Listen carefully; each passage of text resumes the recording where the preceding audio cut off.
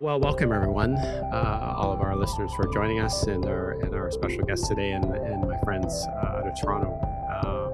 I just take a moment as we begin this holiday season that we acknowledge that we are all meeting on ancestral territories. I'm coming to you from the traditional territories of the Songhees and the Kwangan speaking people, and our guests are coming from different places, all of which this whole country, Canada, unceded traditional territories. So we're all coming from a place whose land has a historic relationship, not only with the land, but with the people on it and each other.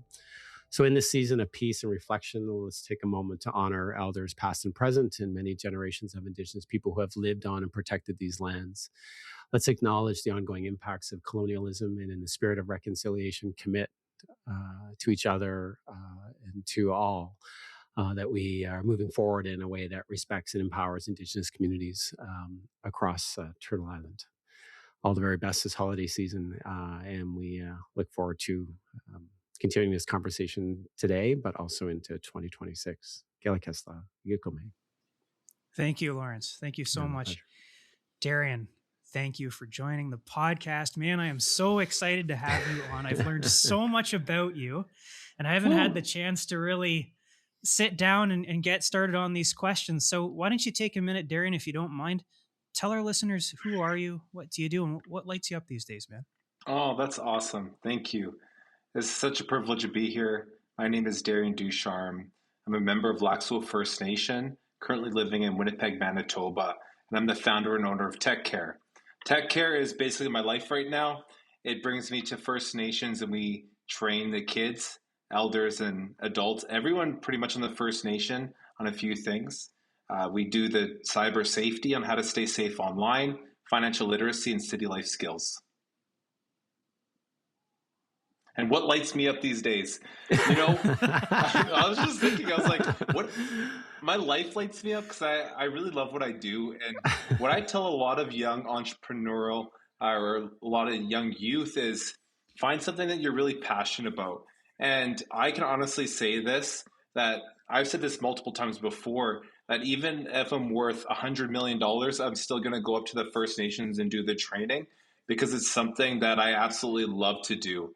And I get so much out of it. It's so rewarding and fulfilling. For example, today I was leaving and I had a little sweet grandmother come up to me and was like, "Oh, I love the presentation. It helped me so much and encouraged me." And it like almost brings a tear to my eye when I have someone say that to me. And it just keeps me going. So I'm passionate about work, but also I have a beautiful young family. I have a 5-month daughter and a beautiful wife at home. Nice. So it's really a magical time to be here around Christmas because I just want to make the Christmas so special for her.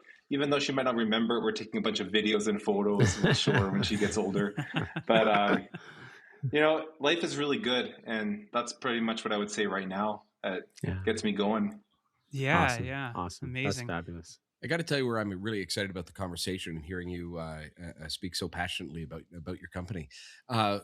You're kind of the opposite of so many of the focuses of a lot of our other discussions where we've been talking about how do we get a bigger footprint, digital footprint out there. Mm-hmm. You're kind of the opposite of that, where you're saying, okay, now that you have the footprint, here's our responsibility. Here's how we stay safe with it. I'm really excited to hear that. Oh, you know what? In my workshops, oftentimes I'm training the opposite, that you need to maybe have a smaller digital footprint and be very aware of your digital footprint. So it's such a huge change, right? But you have to understand the target audience. If you're talking to business owners, business leaders, yes, maybe the conversations have a bigger digital footprint, but the common person, you might not want your stuff online. And with having your stuff online comes a lot of risks associated with that. And I want us to know those risks, especially with the changes coming with AI and deepfakes. So you might not want to have a digital footprint because really I say this, the billionaires behind the scenes, they have zero digital footprint. There's something to be said about that.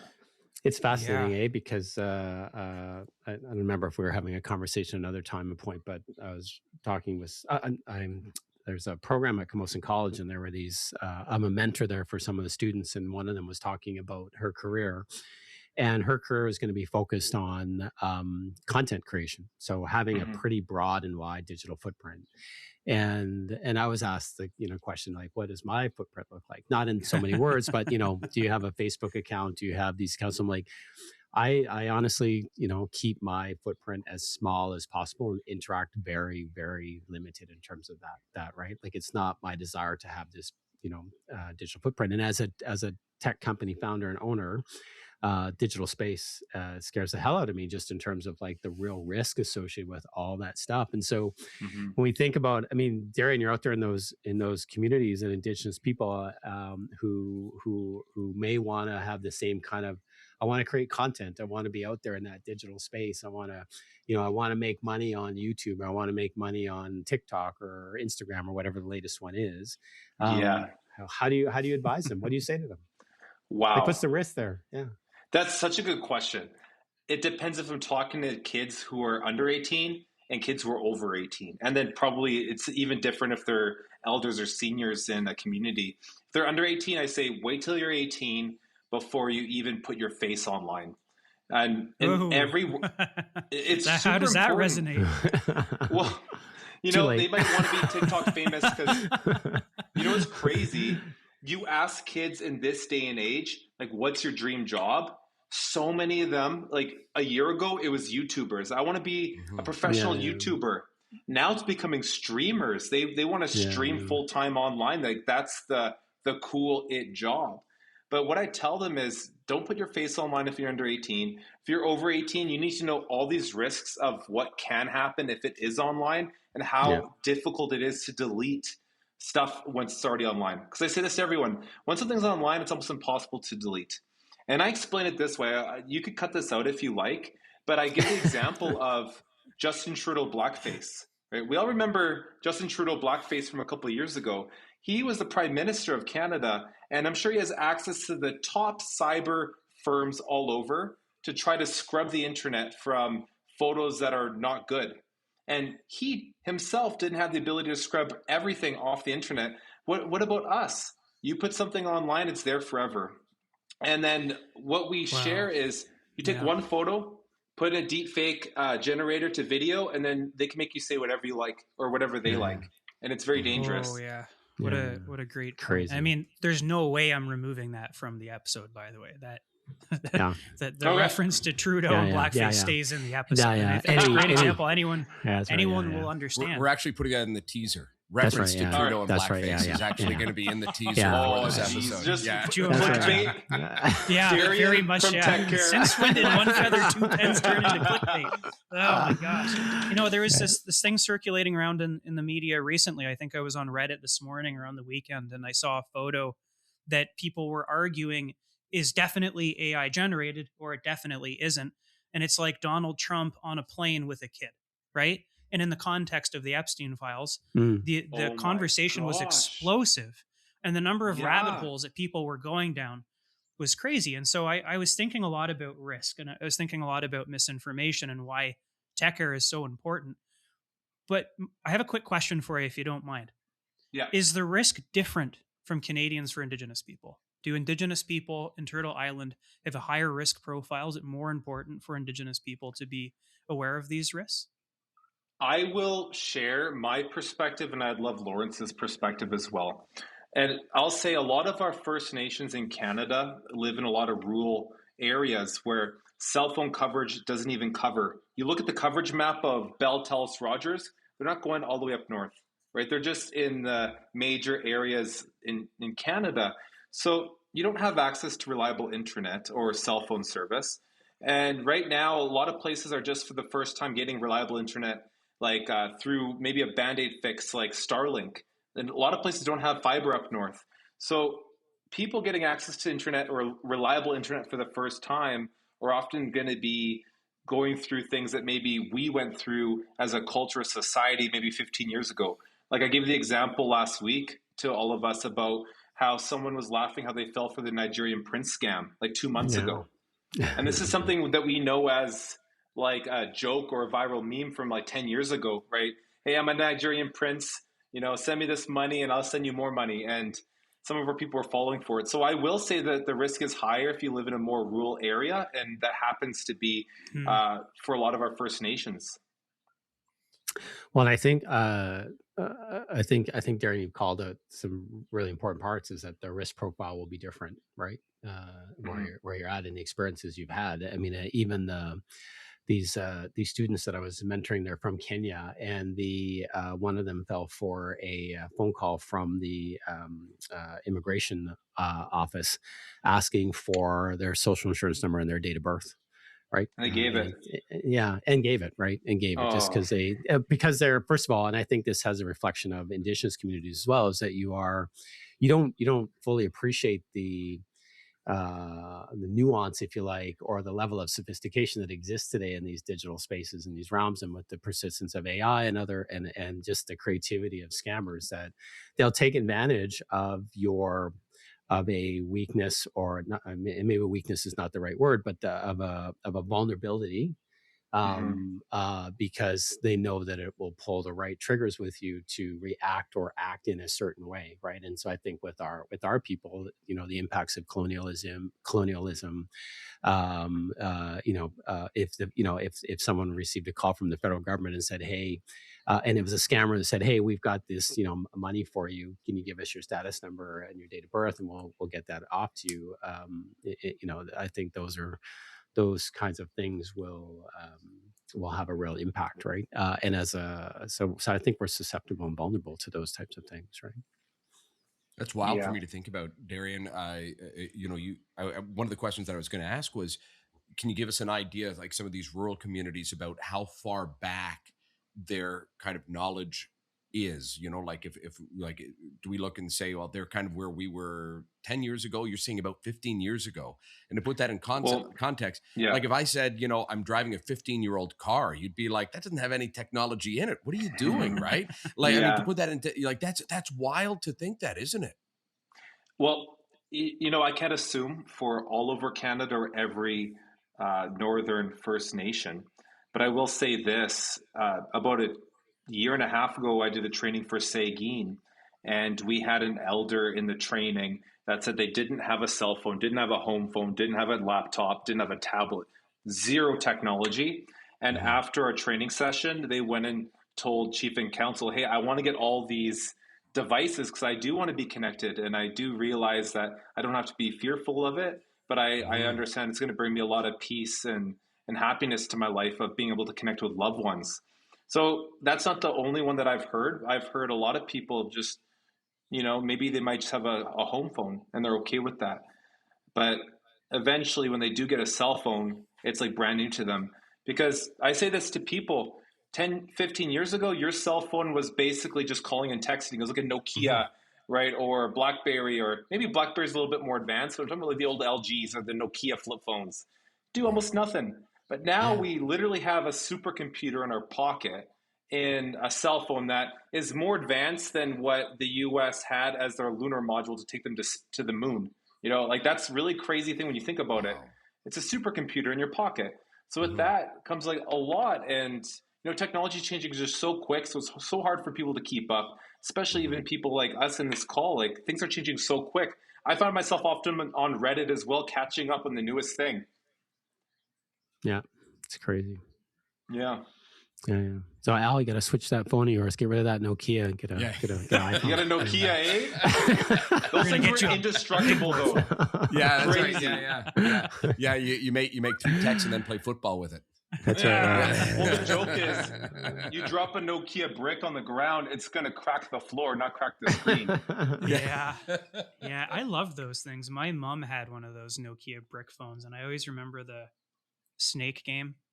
Oh yeah. You try not to run into yourself. But just listen to this conversation that we're having. Like we're going back with, seems like we're describing almost kind of like the equivalent would be if we spoke to our dads. I traveled uphill both ways in 10 feet of snow, and and that was the span of 60 years, and we're talking 15 years.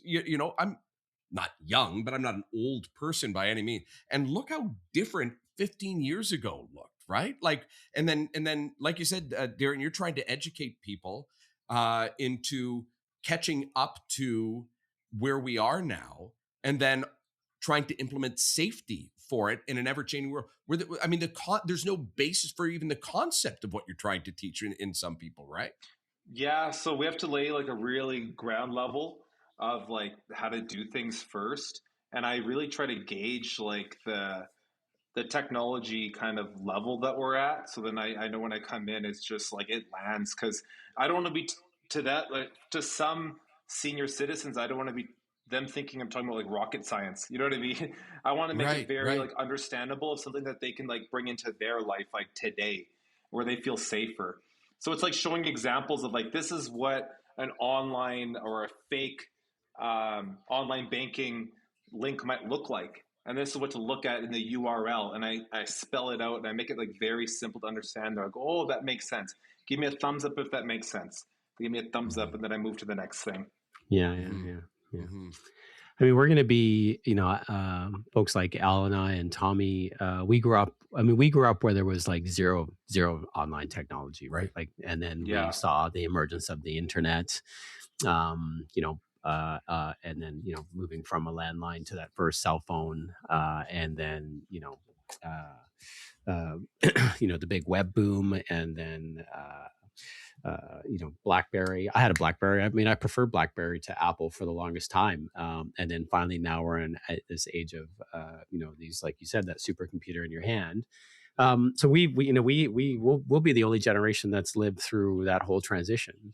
And then so Darion, you have these young people who will have not known a life without this technology.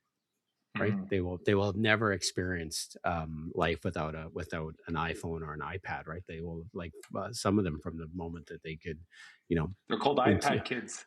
Yeah. iPad kids. Right. Kids. Yeah. So how do we, from when you're thinking about those young folks and the work that you do and safety and awareness, do you ever get into any conversation with them around, how to look after their indigeneity, their identity through these processes, and how to be careful and protect that side of things?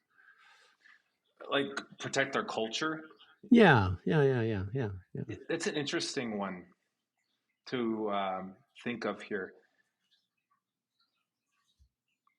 I believe our culture is very trusting and very giving and very generous, right? Like my culture is, if you're hungry, someone's going to make you food, right? And oftentimes that could be exploited by bad people, hackers and scammers, who take, some people might consider it a weakness, but I don't consider helping people or loving people well a weakness. But it does mean sometimes you might be taken advantage of in a certain sense.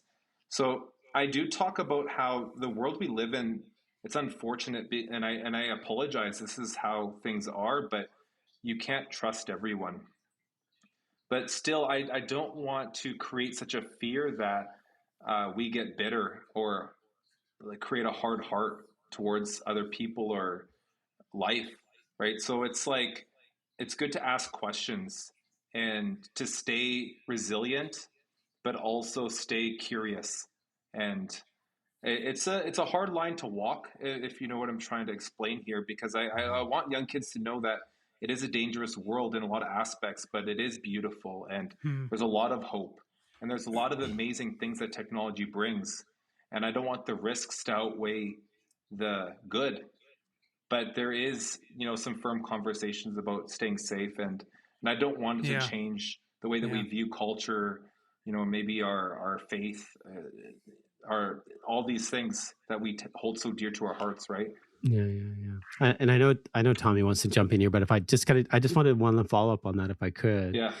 Like, how do you how do you communicate, or how do you convey that balance between the tech solutions and the more kind of traditional community or cultural or identity aspects? Like, if you're the iPad baby, you're probably not out on the trapping trail.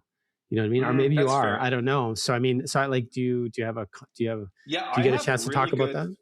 Yeah, most schools that I go to, I would say almost all of them in Manitoba that I've been to so far have some sort of outdoor program or like outdoor training that the kids get in school, like education, traditional education. And I think it's amazing. Like it's so frequent that I go to the little lodge where they do the traditional training. I usually always get fish, and then I get to bring home fish. So I know it's really ingrained in the culture, but it's really strange for me because when I started going up north, I was very limited growing up with technology of like, hey, you only get an hour. But some Northern First Nation communities I've noticed don't have hockey rinks yet, don't have a lot to do outside during the winter. And, if it's minus 40 Celsius and you don't have tons of things to do, I get why the kids are online and on games. So I don't think the games are getting anywhere. I do think it is important that the kids do get this training and these outdoor skills. Yeah. Lawrence, Al, and I often read each other quite well in terms of making sure that we're not stepping on each other's toes in terms of what questions are going to come up. But one of the other things that we wrestle with is like, I wanted to ask that question. Sorry, Tommy. Sorry, Tommy. No, it's all good, man. Tommy left his book open in front of me, so I'm actually just reading out of that all the questions. It's leaked. Shut my book. Okay, so I have a separate question, and I'm really picking up on the importance of the balance, right? Mm-hmm. The conversation that we have in this podcast, in this special series we called OneFeather Two Pens, sets a tone a little bit for us in this conversation and potentially for people listening to us, because we're here because we're interested in digital indigeneity. So we can go dark, we can go light, and we can try to find that balance along the way. And I find it difficult. Now, I was trained academically to lean into the dark stuff in order to figure out the kind of policies and legislation that you need in order to prevent the bad things from happening. But one of the things that I cannot get my mind around, that I really, really struggle with, even as an expert in AI ethics, is like, what do you do with AI now? And this question might not be fair. So you tell me if it's inappropriate, Darion, but we're talking about iPad kids. Every iPad's got AI in it. AI interacting with other AIs and apps, and metadata being pushed out of the device and used to build profiles before it comes back. Yeah, like this is insane. A whole rabbit hole, right? Yeah. And we don't have to go super deep down here, but like, how do you think about AI, like specifically AI related risk to young people in the communities that you speak to? I think it's huge, but I do think it will be regulated. I heard pretty recently that AI might be where you get an app like ChatGPT, you have to put in your age, that you're like under 18. So it'll block a lot of stuff for you. I think with the emergence of new technologies, there always is a lot of people that can exploit vulnerabilities until patches are made, and like things come into law and legislation. Like things are going to get insane with AI and generative AI. But what we do teach with some of the kids, I don't want to get too off topic, but most kids, they get the iPad, they get the app, and it says, hey, would you like this app to connect with your whole contact list? Say yes. Would you like this app to scan all the other Wi-Fi networks and connect with these other apps? Would you like Meta to connect with this? Yes, yes, yes. And I've seen firsthand when kids are trying to log in the Roblox, they click yes to everything. They don't even understand what they're clicking. That presents a lot of issues. We do train that. It's like, slow it right down. And then we have it in the training. It's like, hey, you download Monopoly Go. Would you like Monopoly Go to have access to your camera? Yes or no? The kids yell, no. Then we ask, like, why? Right? Oh, it's because I don't want the camera looking at me when I'm playing the game. Right? Why would you want the camera looking at you and recording you potentially? Maybe we trust Monopoly Go, but there's a lot of apps that maybe we haven't trusted. And we know for a fact there have been apps that have been recording data, and who knows who they're selling it to. It's worth billions of dollars. Data, it's insane. It's a salient point, man, and I'm glad you raised it. Whenever I give talks, so I do a lot of research and surveillance to sociology audiences. So a couple times a year, I'll be at a different university talking about these things. And one of the examples that I like to give often is the story of this app developer in the US. It was approximately 2020, 2021. And this app developer had built an app called Lac First, and it was to help Muslim Americans go and find the closest mosque in order to go pray, right? Now, I'm not an app developer by any stretch. But apparently it's really difficult if you're building an app that uses location data to process that location data, to put the code in that's required in order for the app to get accepted on the store. The code has to be crystal clean, right? Crystal clear. Mm-hmm. And so there is this company based out of Paris, France at the time called Predisio, and they made software and they would market it to app developers. And they would say, hey, that problem you're having with location data processing, don't worry about it. We've got you. Just install this snippet of code in your app and we'll push it out to all those Muslim Americans' devices. Yeah. And we'll do the processing, the smoothing, like take all the raw location data that's messy and noisy and then produce a few like really smooth, clear, crystal, nice, pristine pins so that you know how to get to the closest mosque efficiently. But the trade-off is that they're keeping a copy of all of this data. And so what Predisio did was they sold those data to a consultant, and then that consultant sold it to the FBI, to Homeland Security agencies like ICE, and they started profiling people based off of a prayer app, right? And so when I'm talking to you about AI and the kinds of apps that kids could be using in these remote communities, this is why I get stuck trying to balance. Do we go down this rabbit hole or should we just stay out of it? And I'm glad we're not avoiding it. I'm glad that we're talking about it because, well, look, here's another way of putting it. I'm grateful for you. I'm grateful that you're out there doing this important work because it sounds really daunting. And I'm going to leave it at that and let you guys wrestle with it. Yeah. Way to start that. Thanks, Tommy. Good. Awesome. You know, there's so many risks. You're right. Like, that's insane. I share stories about how we might think that even like a brand like Apple is our friend. The way they market themselves as being like inclusive, they're the best brand. They would never do that. They're in a lawsuit for the Hey Siri leaking data, or that they recorded and they would keep.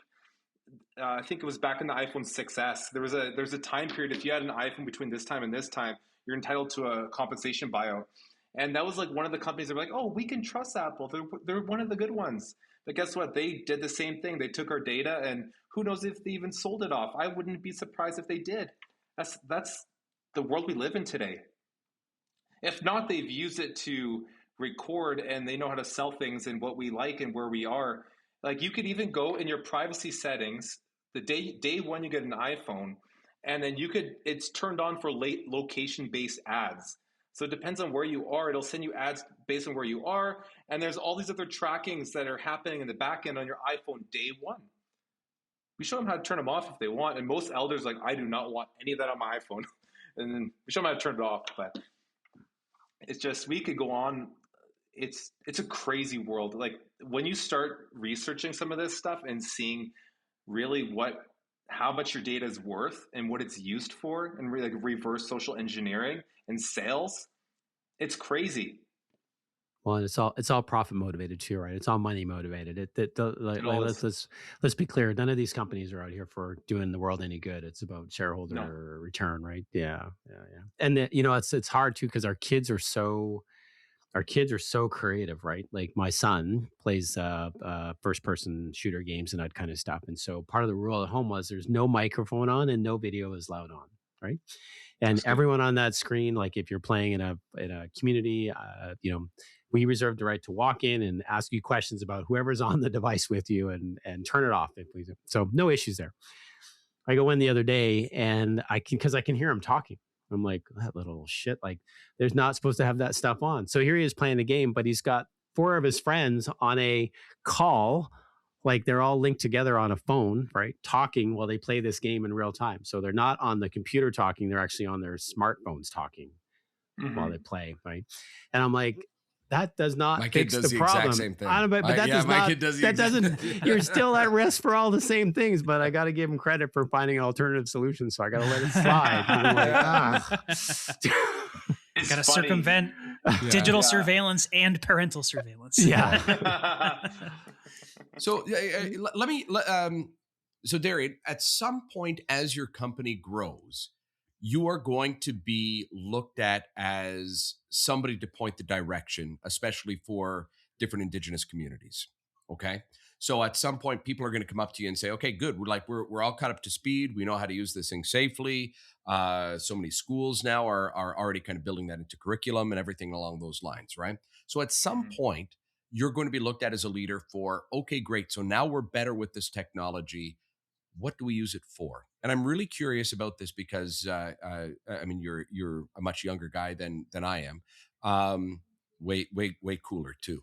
But when somebody does come up to you and they say, when somebody does come up to you and they say, hey, listen, Darion, like we want to use this, we want to use Instagram, TikTok. We want to use this for good. We want to help, especially increase exposure to our culture, things along those lines. How do you coach that person into making sure they're using that technology to help get exposure for the needs of a community or for the blindness of colonizers or something along those lines? How do you coach that? Or to protect language and culture, great, right? Yeah. Oh, that's a huge one. Yeah, AI can be used for language preservation, which is crazy. I'm going to answer the question very quick, but I'm going to say we were helping some elders they were in Northern Ontario, and they spoke a specific dialect of Ojibwe, and they were the last people to like speak this dialect. None of the kids really knew it. So they were flown in with Algonquin Learning, and we helped record these words for them.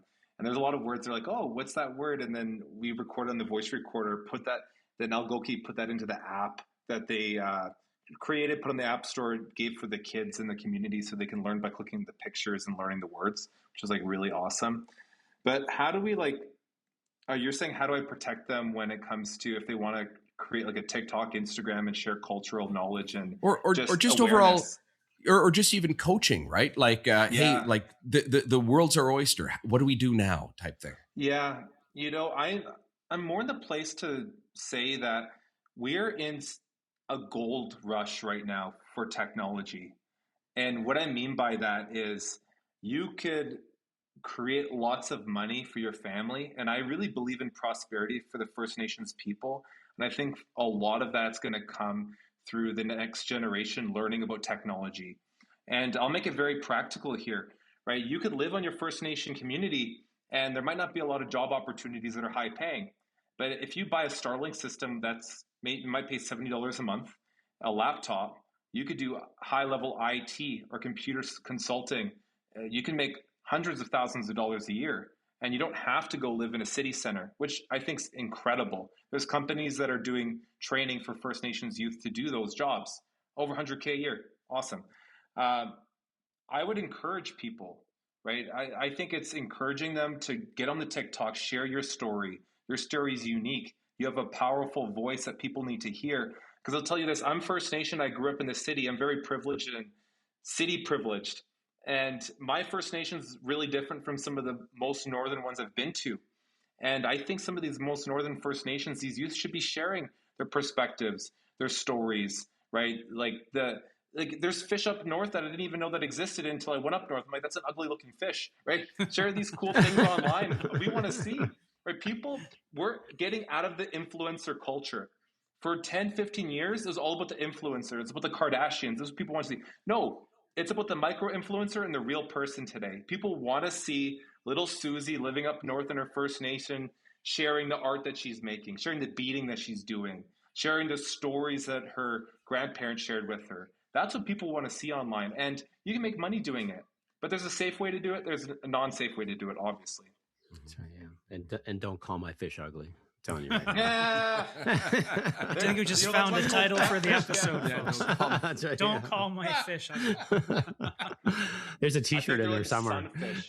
It's like a sunfish or a drumfish or something. There's like some ugly. It's like, no, creator made those. There's some ugly fish. I just got to ask, did you eat it? Yeah, it didn't taste good either. I gave it to my wife's family. Good luck. Let us know how it goes. I keep all the pick roll myself. I don't. Smart move. Smart move. Yeah. Hey, Darion, if you're in Vancouver, sorry. No, you go ahead. You're on a roll here. I want to hear this. Yeah, or if you're getting a salmon from Vancouver, hey Lawrence, I'll go. Mwah, amazing. Oh, yeah. Absolutely. Yep. Hard to get out here. It's hard to get out here. You've been talking quite a bit about working in community. And I mentioned earlier that you've spoken to over 100 schools and over 70 First Nations on Turtle Island. What do you commonly encounter as the main questions? And I also want to ask, what are some of the more unique ones that you've received from people, whether it's teachers or students, that have made you think differently about what's next as a coach, as a trainer? That's a great question. What age demographic would you like? Are you thinking like kids or elders whatever or teachers? whatever comes to mind, man. Like whatever stands out to you. I think that's what the listener wants to hear, frankly. Yeah. I'll say this. I think a good facilitator can ask the question why. I think it's really important because sometimes we think kids can't think very well, or they could just be talked to, but I've started to slow it right down, and I'll ask something, get them to answer, and I'll ask why. And the way that I found that works really well for motivating kids to kind of get out of their comfort zone is we give out prizes, and then we have a little raffle wheel that we give them tickets. So at the beginning, if there's not really good engagement, I'll offer tickets for questions. So if you have a question and you raise your hand and you're brave, I'll give you a ticket. Right? So these kids are we just get them going and they have a good time with them. So I believe we had one kid. It just blew my mind about his wisdom. We showed an AI video of like 5 years ago that looks fake, and like the Will Smith eating spaghetti. If you're on Reddit, you can see how good generative AI is doing based on the spaghetti eating Will Smith video, right? So it's really fake 5 years ago. This year, it's like real. Like with Solana, it looks like almost like perfect. And they ask the kids, is this one real or fake? They say, this one's fake. Then we asked the kids, is this one real or this one's fake? They said, this one's real. I said, what if I told you they're both fake? They're like, oh. And then I asked the question, how is this a problem for community members if we can't tell the difference between real and fake video? Mm-hmm. And I just shut up. They're putting up their hands. And this one kid had this question. He's like, bad people can scam our whole community because we can't tell the difference if it's chief and it's not chief or something like that. I was wow. I'm like, I think I give this kid a couple tickets, actually. I'm like, that's an amazing question. Yeah. And then I said, like, why is that an issue? Like, tell me more. And he's like, well, they could like take money from us and we don't know if it's really them or not. And I told him, this is an issue that we might be encountering in the next 5 to 10, or maybe even 3 to 5 years, to be honest with you.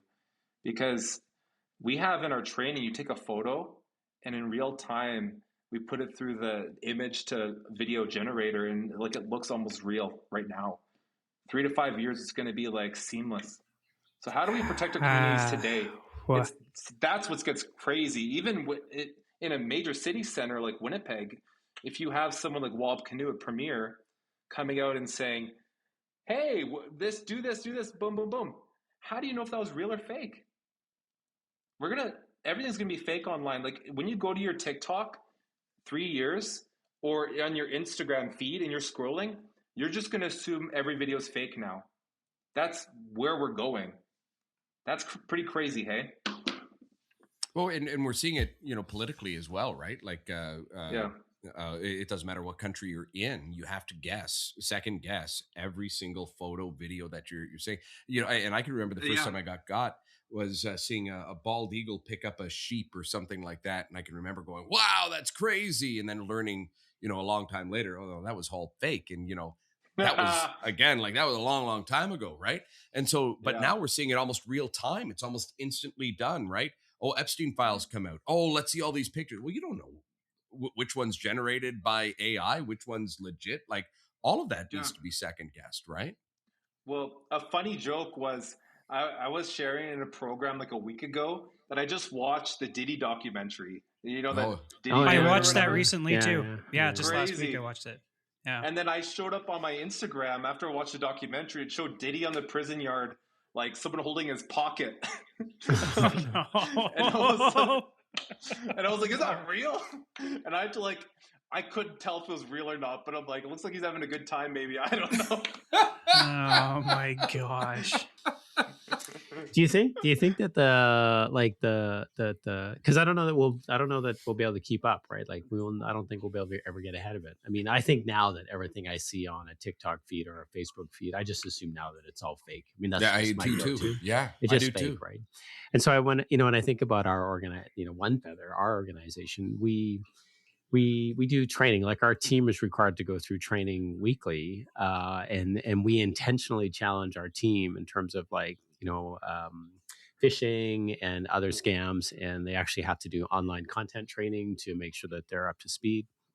Mm-hmm. And a lot of that training, I think I find the most effective training focuses really on not trying to spot the flaw in the technology or what's happening, but more on the dynamic of the people engaged. So let me talk a little bit about that. So Lawrence, I'm never going to ask you to go buy, and this is an old example, wouldn't work nowadays, but I'm never going to go ask you to buy some bank cards for a gift for staff because I didn't get a chance to do that. No, I know, right? But but that's part of the training is like, okay, your boss is like, Lawrence is never going to do that. So, reality, like just snap out, like there's a little bit of a check there in terms of how do normal people actually behave? And in your organization, you can drill pretty deep in terms of like values and scope and that kind of stuff. So I wonder, so from an Indigenous perspective, I wonder if the training is more, and you use the example of the chief, is more around the training of values and principles in terms of how our people operate, and so that you learn to catch that in when you see behavior that doesn't align with who we are or how we're supposed to behave, that is probably something that is not real. That's what do you great. think about that? Yeah, I think that's fantastic. I think it's believing the best. And if there's something that's maybe off character flaw wise, you would probably call, email, text. I would say even talk in person to validate if that's what they're asking. Yeah. Awesome. Yeah. Well, it happened. Actually, it's funny with the scams. So we give workbooks. We did cyber training for First Nation this summer, and in the workbook, I put the name of the chief in so it's a workbook where they circle which ones looks like a scam, which one's not, and it's like Chief so and so said to go buy $500 gift cards, and I was showing the training to the chief and counselor, and the chief stood up. He's like, "How'd you know that happened? Did someone tell you?" And I was like, "It happens all the time. I had no one told me. No one leaked your info." But he's like, "That happened to me twice." So it just recently, right? Like $500 gift cards. Oh, this is going on because I'll tell you this. First Nations, we love prizes. We love raffles. You know this, Lawrence. You go to an event, there's going to be a Tim Hortons Take 10, some Timbits, and then you're going to have some door prizes. That's how you get people in the door. And there's always going to be gift cards. People do something, you give them a gift card. So it's crazy. Crazy world we live in. I remember somebody many, many years ago talking about cybersecurity, and they said, if you think of it like a house, your gate would be kind of, whatever, antivirus that you have or whatever, right? And it's possible things get through the antivirus. It doesn't get screened properly. And if they knock on the door of the house and you answer the door and say, "Come on in," then that's where the biggest problems happen, right? And that's a user problem, right? That's the user problem. So if you, I mean, like you said, the stories are a dime a dozen, but the one here in London was a company got scammed by hundreds and hundreds of thousands of dollars. And it was one employee who did just something similar. "Oh, I got an email from the boss, Lawrence. I got an email from the boss, said that they needed this. And so I just, no problem. Right. Yeah. And I mean, it happens so often. And so the, the cybersecurity training that you're going around and doing right now, Darion, of saying, okay, just don't let people in the door. Like, just be smart enough to know like who you can trust to let in the door. Right. That seems to be paramount in everybody's cybersecurity. Yeah. Well, I'll say to organizations, you should have insurance, because we don't live in a time of if it happens, but it's a matter of like when, someone does click a link that they shouldn't have clicked. People aren't perfect. Your staff aren't perfect. They make mistakes. They can be tired. And some of these sophisticated phishing emails are so personalized that, I can't blame them. You can get mad. Yeah. But I was at a training in was it Ottawa, and I was talking to a top like cyber person, and they were saying like oftentimes the moment the hack or the thing happens or the money was stolen wasn't the moment they got access. It could have been up to a year before, and then sometimes they get access, and then they're sitting and waiting for the best opportune time to either send a fake invoice, send to finance that, the wiring number has changed, and people don't catch it because they take their time and really plan out and strategize on how to attack the best way, and that's like kind of scary. Wow, my brain is going in a million different places, and I want to go to all of them. Yeah. I'm going to choose one. All right. I'm going to choose one. Please. Okay, here's the question, Darion. Do you ever talk to app developers? Sometimes, but it's not really like my wheelhouse.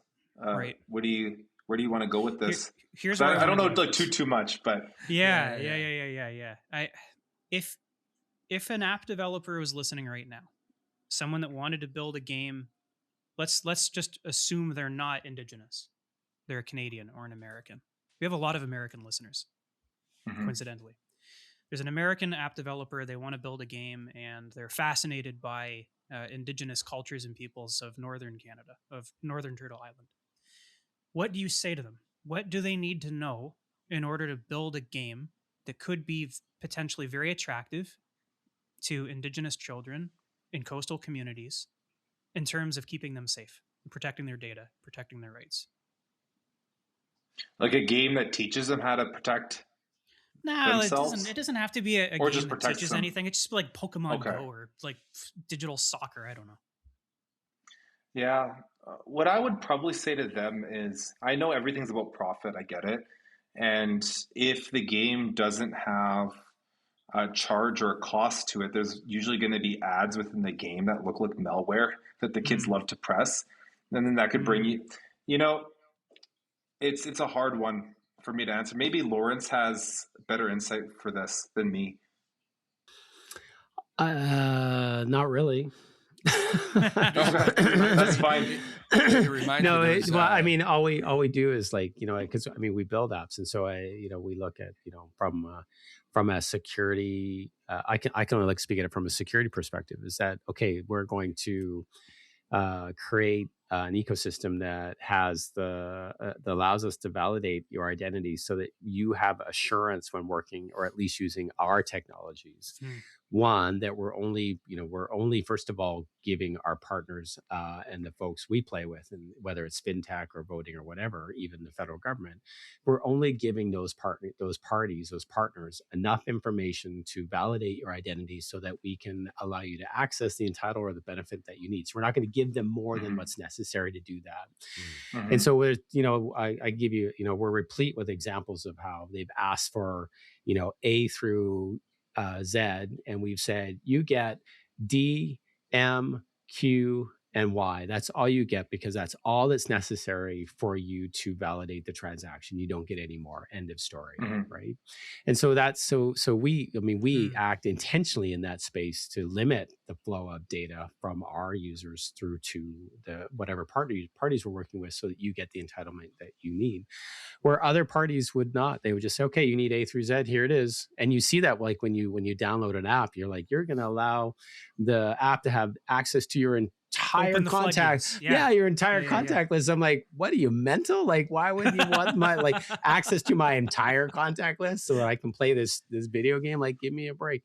But the easy approach is not to temper the floodgate. And Tommy, you gave the example earlier, that other technology. So I think that's the responsibility of developers, especially if you have and I mean, we're an Indigenous technology company. We understand the risks of that data and how it can be used to exploit. So I hope from our user perspective, we are able to convey that we are looking after you from a data architecture and an identity architecture and a protection of that data, and that you are ultimately you, the individual, the owner of that. But so I mean, I don't know if that I've gone on far too long, and we'll edit a lot of that out, I think, but that's the reality, right? Is that how are you motivated? And if you're motivated by a dollar bill, you make it as easy as possible, right? And someone gets it and turns it over to the state. The next thing you know, they're tracking the movement of not only Muslims, but Indigenous people across the country, right? It reminds me, there was a comic, and I'm sure I brought it up on the podcast before. There was a comic of pigs sitting inside of a barn, and the person was making a point about digital privacy. And one pig turns to the other pig and he says, "This is great, eh? All the free food we want, all the mud we need. This is fantastic, isn't it? Nobody's even charging us anything." And in the background, of course, there's the axe and the slaughterhouse and everything like that in the background, right? Because I mean, but I mean, to your point, Lawrence, like when it comes to safety, a lot of times we're manipulated into thinking, I want this to be as secure as possible. So I'm going to give them all of the information so that there's ever a problem and I need to call them, that only I can answer who my mom's maiden name is. And only I can tell them what socks I was wearing when I set up this account. And only I can do that. And then in retrospect, you're kind of looking and say, oh, geez, that's assuming that they're only using that for privacy and they're not using it for, selling out to a data company, right? Like that's the scary thing is sometimes we think by giving more information, we're being safer. And in actuality, we're probably putting ourselves more at risk. Once you start stacking all these different third parties on top of third parties, you have this massive constellation of metadata and personally identifiable information, anonymized or otherwise, it comes together. And the kind of stories that can be told, fictitious or otherwise, about a community, for example, that stuff is the kind of stuff that makes me go, whoa, and that's the background really, Darion, to my question for you. It's like, hypothetically, what advice would you give to an app developer? But what I'm really asking you is like, what do you do? Like what's in your toolkit? What are like your top 2 or 3 things? Is it like, do you have like an app that, simulates where you are, spoofs your location, or you put duct tape on the lens on your phone? Like what are your things? What do you do? Oh, that's a great question. I do want to say like one thing right before I get into that, because it was based on what Lawrence was saying here. One practical thing that I didn't realize is I was talking about cell phone companies in Canada and coverage, right? Some people might say, oh, but Darion, there's Wi-Fi calling and Wi-Fi texting. But that requires you to be on one of the premium brands for cell phones in Canada. And that's either TELUS, Bell, or Rogers, which is extremely expensive. So if you have one of those companies, you can enable Wi-Fi calling. So you could be anywhere in Canada and still get your calls and texts. So that does work for multi-factor authentication via text message. But most people, for the listeners, Canadian cell phone plans are among the most expensive in the world. It's insane. So most people are opting in for the value brands, which is going to be like Koodo, Fido, Virgin Freedom, Mobile, and all that, Freedom, and then also the prepaid brands. And they don't offer Wi-Fi calling yet. So if you're getting one of these brands, and I used to work in cell phones, so I'd see a lot of First Nations people like get the prepaids because they're more cost effective than the value brands. They're not getting multi-factor authentication. So if you're trying to have a secure app and your only option for MFA is text message, it's not going to work because they're not going to get the text until they're in a city center, right? So what do I do to connect? Like I use VPN. It's super important, but make it fun for the people. Like, hey, did you know a cool thing about the VPN that you can have fun with is what we used to do is the American Netflix. So you can watch American Netflix in Canada, right? Like, oh, that sounds fun. Finally, Detroiters, finally. Yeah. But this is also the benefit of a VPN for your own personal privacy. And this is how it works, right? So they don't see where you are and like all these things. So I make it practical. I talk about having like a webcam, cover over your webcam. But when it comes to me, I pay for the extra Apple service, which is, I believe, what is it called here?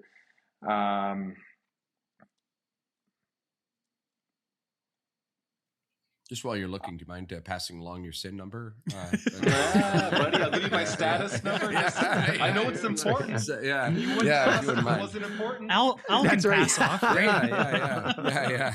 Totally. I've been waiting for my cows and plows payout. Doesn't mean I get it. Absolutely. Yeah. Oh, brother. Well, I pay for every security, right? I pay for the Equifax monitoring, where my personal credit's locked down. So if anyone's trying to apply for credit on my behalf, like car loan, cell phone loan, anything like that, it's going to call me to validate that was me that did it. I also pay. I don't keep any of my important passwords even saved in the encrypted app on the phone. I have them all written down on a notebook, saved in my safe at home. change them every 3 months. Wow. That's like because I ask you the question, I'd ask you this. How would you feel as if your bank got hacked right now? How would that affect your life? Is that important to you? Right? If it is, then change your passwords every 3 months. Mm-hmm. Yeah. Now, yeah. Because leaks are happening I'll all ask the time. you. I'll ask you the practical question, and because I think all of us will sit there and say that's a great idea.